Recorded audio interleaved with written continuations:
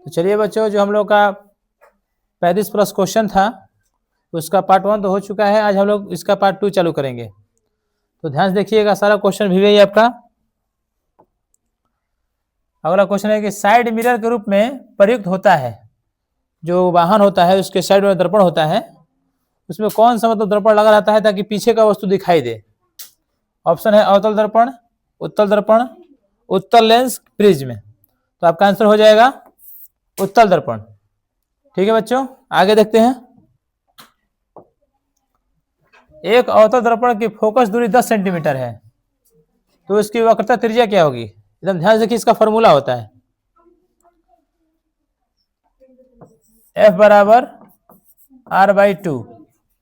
अब देखिए इसका मान दिया हुआ है, फोकस दूरी 10 सेंटीमीटर है, यानी F का मान दिया हुआ है, तो 10 R/2, 2 भागा में इधर जाएगा तो गुना में, 10 दूनी के 20। देखिए तो आपका ऑप्शन 20 है, ऑप्शन नंबर बी। ठीक है बच्चों, आगे देखते हैं। निर्गत किरण एवं अभिलंब के बीच के कोण को कहते हैं। देखिए निर्गत किरण में आपका क्या हो जाएगा, ये मान लीजिए आपका कांच हो गया, यहां से अभिलंब है, ये किरण कहलाती है आपतित किरण। उसके बाद ये अभिलंब की ओर मुड़ेगी, ये कहलाती है अपवर्तित किरण। और फिर जब यहां पर आएगी और यहां पर अभिलंब रहेगा, और ये वाला जो कहलाएगा आपका निर्गत किरण कहलाता है। तो यहां पर क्वेश्चन बोला आपका कि निर्गत किरण यानी कि ये वाला एवं अभिलंब के बीच, और ये अभिलंब हो गया, जो कोण बनेगा आपका बच्चों, नाम से ही पता चल रहा है निर्गत किरण, यानी क्या हो जाएगा आपका आंसर निर्गत कोण। अगला क्वेश्चन देखते हैं। सरल सूक्ष्मदर्शी में किसका उपयोग होता है। सूक्ष्मदर्शी का बात किया है बच्चों, अवतल दर्पण, उत्तल दर्पण, अवतल लेंस, उत्तल लेंस।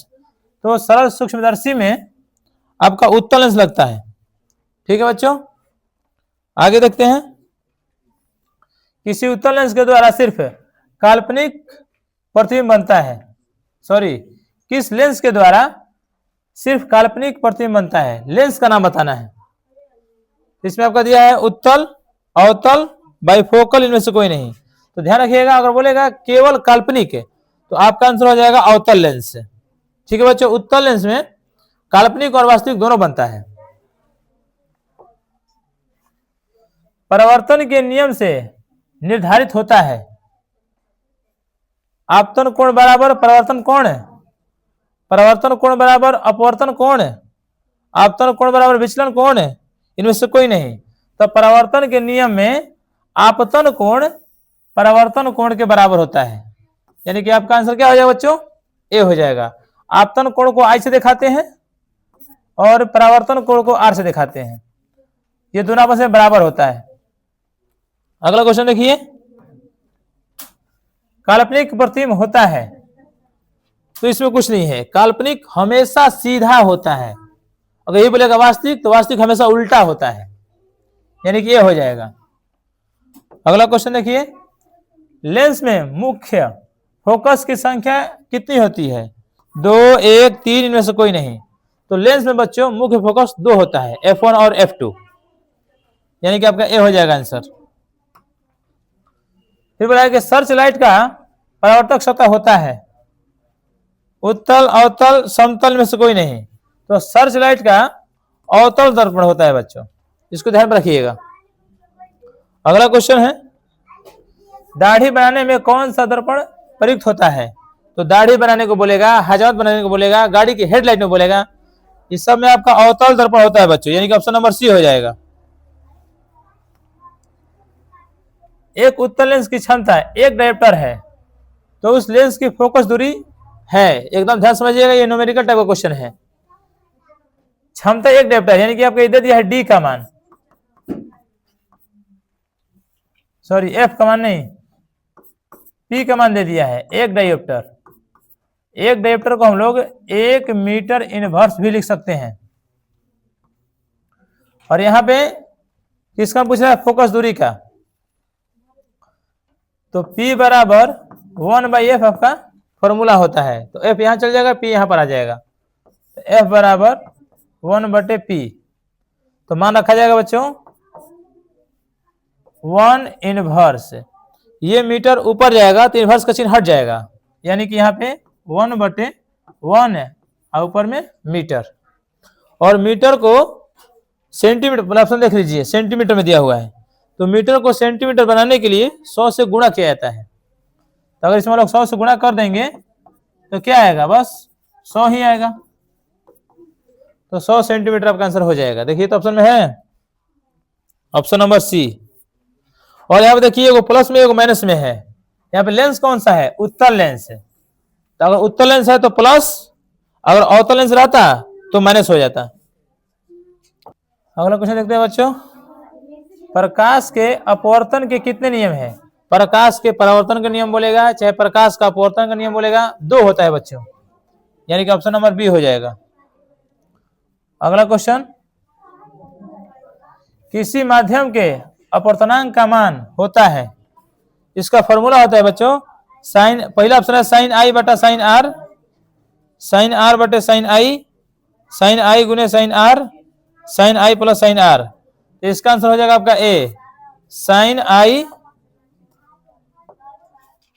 आई बटे साइन आर हो जाएगा बच्चों। अगला क्वेश्चन, एक उत्तल लेंस होता है, तो उत्तल लेंस पहले देखिए होता कैसा है।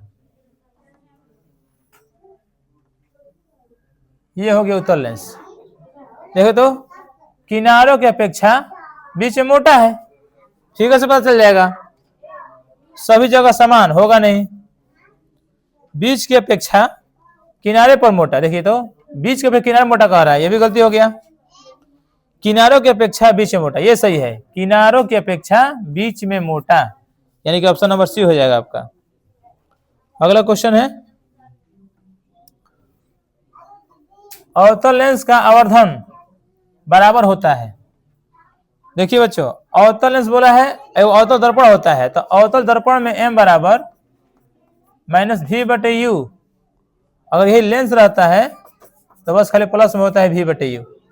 तो लेंस के लिए होता है ये वाला, और ये दर्पण के लिए होता है, चाहे दर्पण कोई भी रहे, अवतल रहे उत्तल रहे। यहाँ पर किसका बात किया है, अवतल लेंस, तो कहां पर है v/u।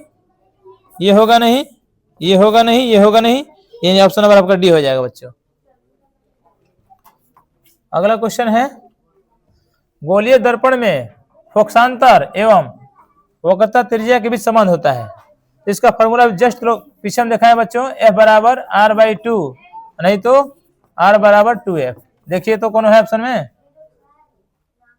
R बराबर 2F, ये तो है, ये होगा नहीं, ये होगा नहीं, यही आपका आंसर हो जाएगा, R बराबर 2F। देखिए यहां से। अगला क्वेश्चन, सोलर कुकर में प्रयोग किया जाता है, तो इसका आंसर अवतल दर्पण हो जाएगा बच्चों, क्योंकि ये प्रकाश किरणों को एक जगह फोकसित करता है। अगला क्वेश्चन है, उत्तल लेंस में बना प्रतिबिंब होता है बराबर और सीधा, वास्तविक और उल्टा, वास्तविक और सीधा, इनमें से कोई नहीं। तो उत्तल लेंस में बराबर और सीधा, वास्तविक और उल्टा, वास्तविक उल्टा तो हो भी करता है, बराबर नहीं, बराबर और सीधा नहीं, बराबर उल्टा हो सकता है, ये नहीं होगा। वास्तविक और सीधा, वास्तविक और सीधा भी बनता है प्रतिबिंब। इसमें बच्चों ए और बी में से डाउट चल रहा है, नहीं ए नहीं,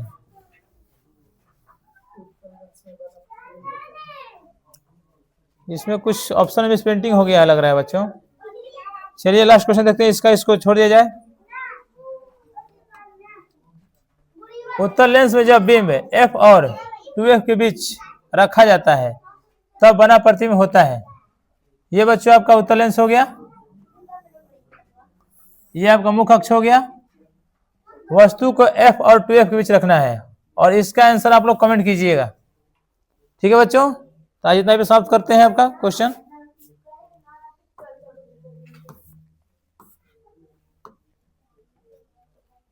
चलिए बच्चों, आज के लिए इतना ही काफी है। जय हिंद, जय भारत।